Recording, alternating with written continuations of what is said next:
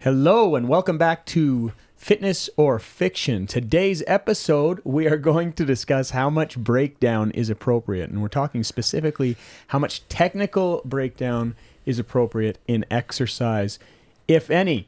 With me, as usual, is my strapping assistant. I don't know that he's the assistant at all, but... The Hulkamaniac flex? Yes. Yeah, that's it. And then he starts shaking the keg? Yeah. Yeah. How much technical breakdown? No technical breakdown. Neutral spine and everything. Perfect quality, perfect form. Don't ever keep your shoulders back, chest up, tummy tight, squeeze your glutes. Be perfect. No breakdown. Otherwise, you'll get hurt, Curtis. Life is not perfect, man. But, yeah, I always fall down in a perfect neutral spine when I slip on the ice.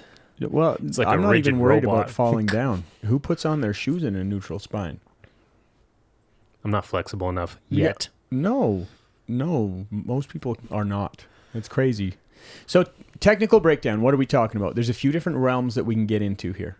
Mm-hmm. So when we talk about technical breakdown or just in general failing in a workout, it's super important that we actually push ourselves to that point, especially if our goals are body composition. In the strength training world, it's a little bit different, whereas True. we don't want to be pushing ourselves there all the time because then it's going to impact your following workouts and whatever. And so we're not going to get into that too much, but I always think these topics are like one-dimensional, and then you crack it into four other dimensions, and I'm like, damn it.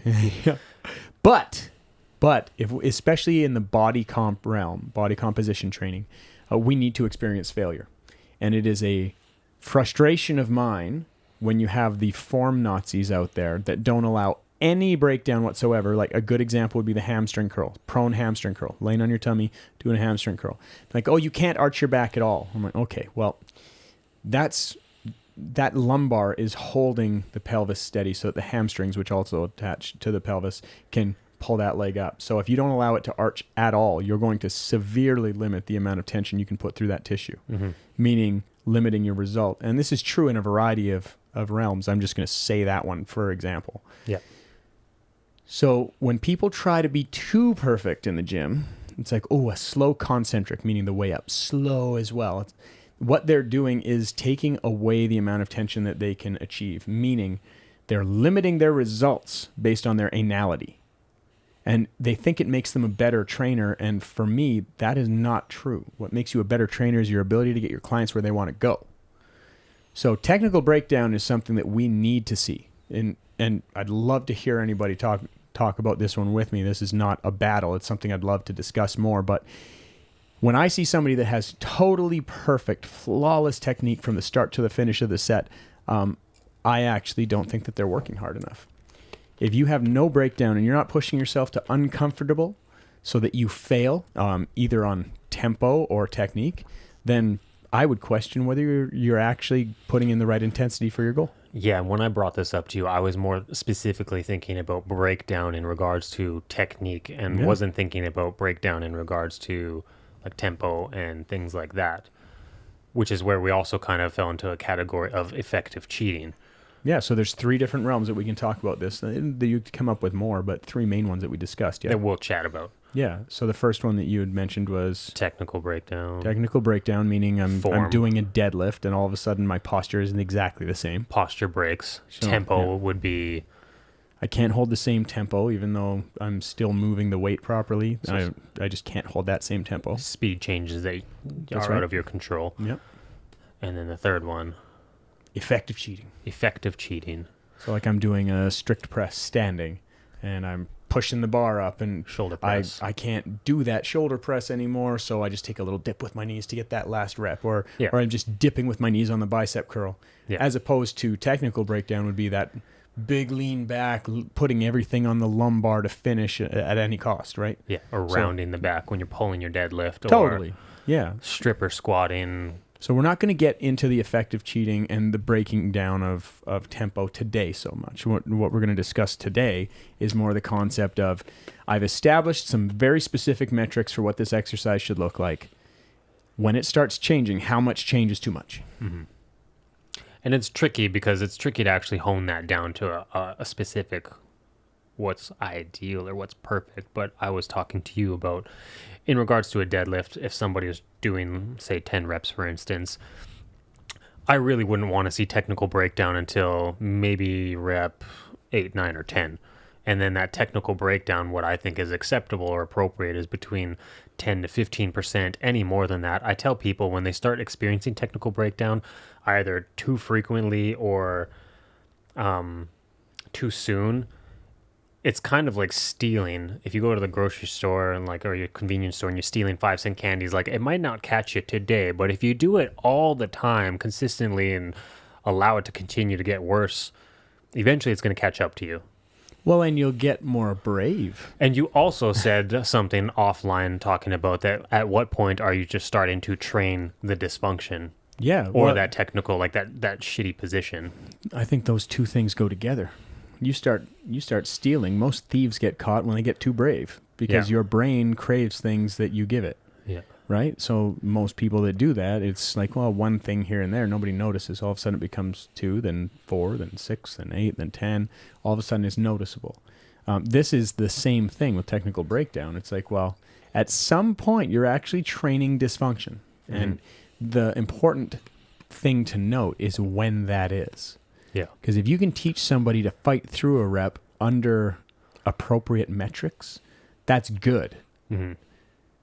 But when they totally change their strategy to lift that weight, that all of a sudden becomes, the more reps you do of that, the more it's going to fight with the other pattern that we would call closer to ideal or within a scope of acceptability is what I like to say. Yeah. Because there isn't, when people say, oh, perfect form, it's there's a big space that you could say is pretty darn perfect. And I like to say that it's more of a scope of acceptability because, how are you going to say this is exactly neutral for your spine? Are you going to go in there and measure it?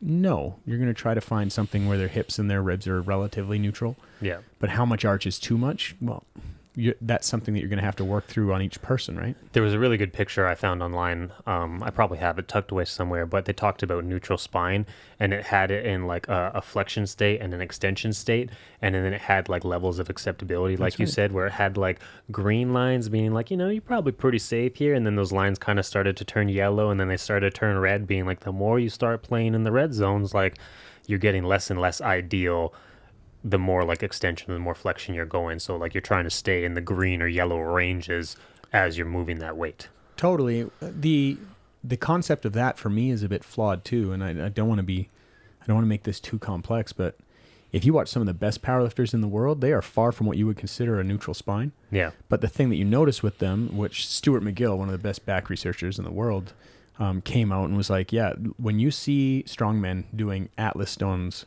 or you see a world-class powerlifter with flexion in their upper back, or slight flexion in their lumbar, which you do see as well, how are they still safe? And what he says is, what's more important than the actual position is making sure it doesn't change. Yeah, yeah. So for me, when we look at the scope of acceptability, it's how much change.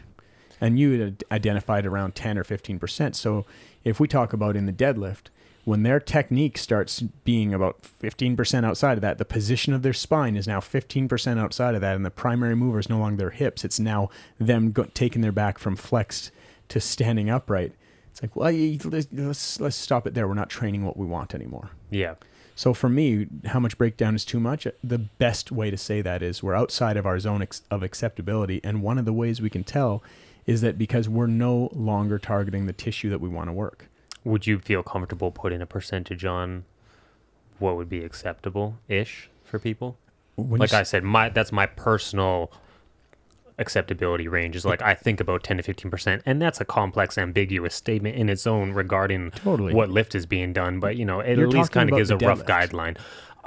We could talk about the deadlift. With the deadlift, 10 to 15% I think is actually pretty good. Yeah, for breakdown. If you get down to the last rep and you start seeing that, well, okay, fine. I don't want to see a lot of that. I'd like to see them do less over time as they get more skilled. But if you talk to me about a bicep curl, what's appropriate as far as technical breakdown there? You give more. It's you could probably get away with more. Like Yeah. you're not holding your elbow in the same place anymore. Oh, okay, so you're using more flexors of the shoulder. Yeah. Okay, like whereas like the deadlift is going to be something where if you get too far out of that zone of acceptability, you're going to get tension and challenge in tissues that you probably don't want that in. Yeah, so it is very specific, I guess, on acceptable ranges of breakdown based off of what exactly we're doing 100%. But yeah, for me, this conversation was initiated by thinking about the deadlift specifically, but you know, for overhead squat would be another one. Like how much range of acceptability would I allow in an overhead squat? Probably not more than like same that range, maybe like 10%. Well, yeah. I would want that to be tighter than a deadlift. I would let somebody get away with a little bit more shit on a deadlift than a snatch or an overhead squat. Yeah. See, for me, those ones take care of themselves in some ways. Like in an overhead squat, you start getting outside of a couple percent and that bar is not going to stay. Yeah. So it'll kind of do the job for you. Yeah. But again, the goal here is to try to pattern in what you would like. You want them to replicate the good stuff way more often than you want to see the breakdown. And so tempo breakdown now would be even more acceptable in things like when you're in machines, because the level of safety is much more heightened now and there's less stabilization on your part going on. So you can actually break down way, way more and break your tempo and break your speed and push hard and like go into more primal states in your brain, like shutting your brain down and just